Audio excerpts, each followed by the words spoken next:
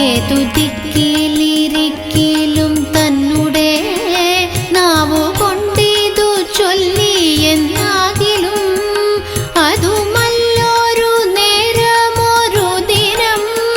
ചെവി കൊണ്ടിതു കേട്ടുവെന്നാകിലും ജന്മസാഫല്യം അപ്പോഴേ വന്നുപോയി ബ്രഹ്മസായുജ്യം കിട്ടിടുമെന്നല്ലോ ശ്രീധരാചാര്യൻ താനും പറഞ്ഞിതു ബാദരായണ